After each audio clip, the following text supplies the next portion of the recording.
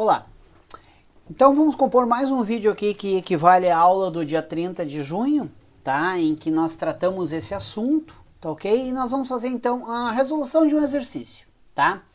Para que fique mais claro como é que funciona essa questão da função de transferência, dos zeros, dos polos e dos zeros de transição, ok? Então nosso problema é esse aqui, ó. Nós temos então o problema A. E esse problema A nós vamos definir o quê? Função de transferência, quem são os polos, quem são os zeros de transição. Tá ok? Reconhecendo aqui o problema, temos aqui a matriz A, temos aqui a matriz B e temos aqui a matriz C. Ok? Então, o que é a função de transferência? A função de transferência é uma matriz G, tá? Aonde eu multiplico a matriz C vezes S vezes a identidade menos a matriz A, tudo isso invertido, vezes a matriz B, tá ok? Bom, então a primeira coisa que a gente vai fazer, vamos colocar isso dentro das matrizes, tá ok? Então notem aqui, ó, já começamos a fazer então algumas operações, ó. Já fizemos essa operação aqui, deixa eu só pegar esse detalhezinho, ó. Já pegamos isso aqui e já trouxemos para cá, ó. Tá? Ó, o S vezes I é igual a S na diagonal principal e os outros elementos zerados. Aqui está a matriz A. E aqui é a matriz B, aqui é a matriz C. Agora fazendo essa subtração, está aqui, tá? Então, S menos menos 2 ficaria S mais 2. 0 menos menos 3 ficaria 3. 0 menos 1 ficaria menos 1. E S menos 0 ficaria S. Agora, nós vamos fazer o quê? Nós vamos fazer o inverso dessa matriz aqui, ó, tá? Vamos calcular ele separadamente para ficar um pouco mais claro. Então, qual seria o inverso dessa matriz? É 1 sobre o determinante da matriz vezes a matriz transposta. E o que é a matriz transposta? Não, desculpe. A matriz adjunta, tá? O que é a matriz adjunta de uma matriz 2 por 2?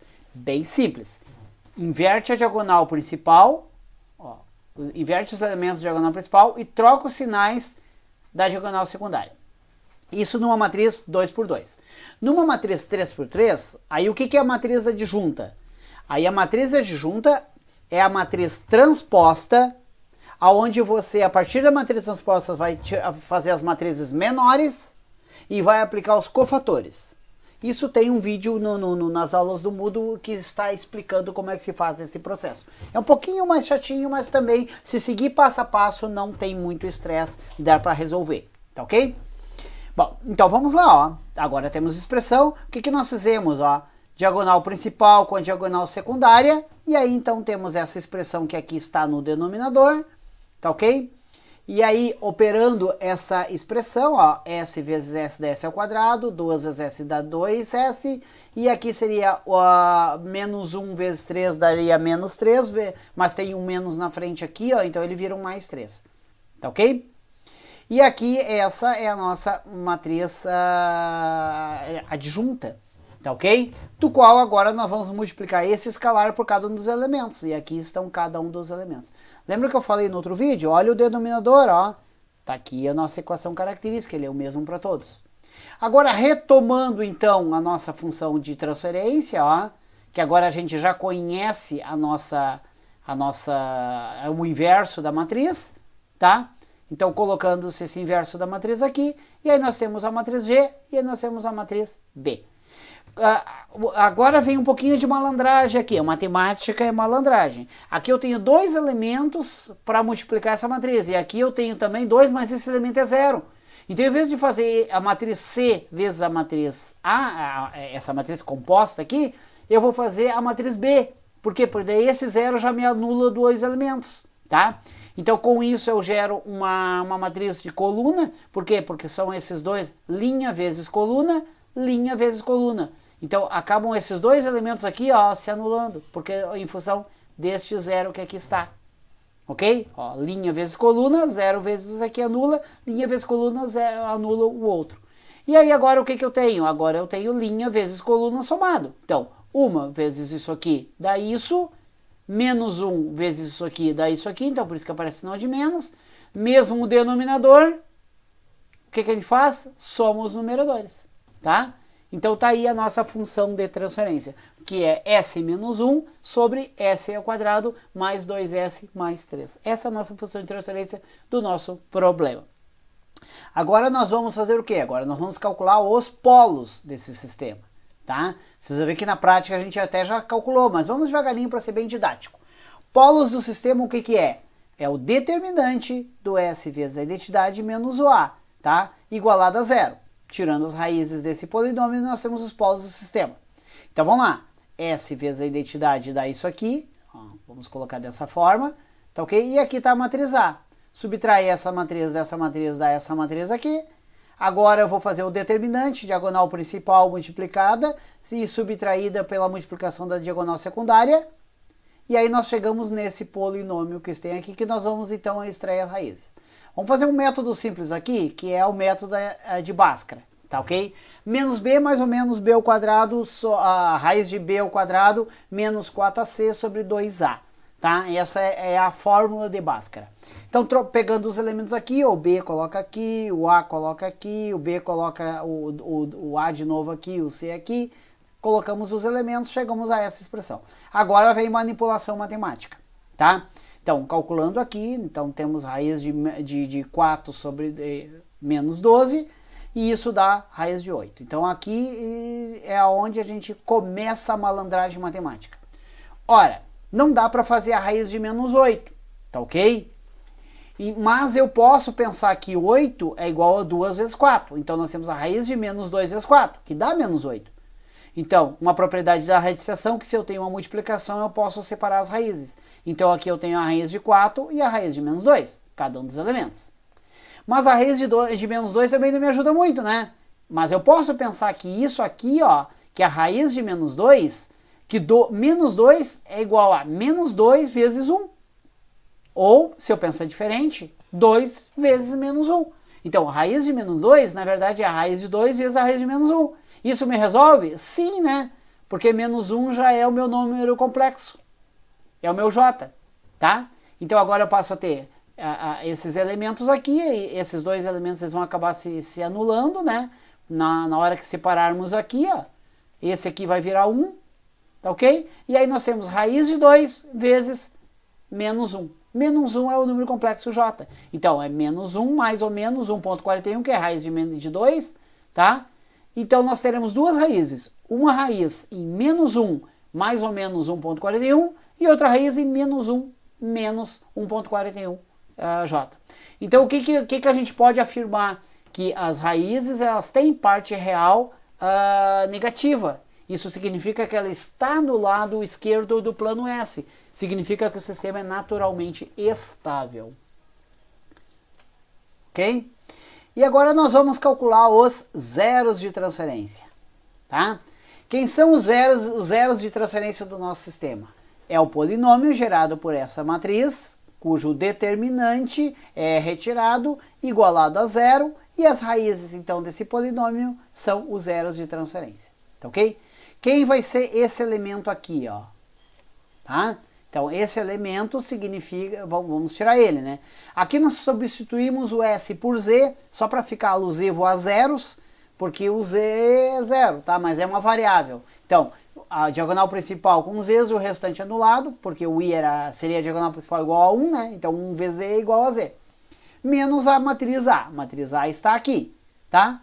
Faz a subtração, temos essa matriz. Agora, compõe ela, ó. Essa matriz aqui, ó, ela se compõe aqui, ó, tá? Só para não perder o embalo, tá? Tá aqui a composição dela. Onde é que tá a matriz B, ó? A matriz B tá aqui, tá ok? Não podemos esquecer esse pequeno detalhe, tá? Só que tem um erro, tá? Que eu vou fazer essa correção agora. Aqui ela é menos 1, tá? Deixa eu só fazer essa pequena correção aqui, ó, para depois não sair a solução errada para vocês, tá? Ó, aqui, ó, e originalmente eu coloquei 1, mas na verdade ele é menos 1, tá?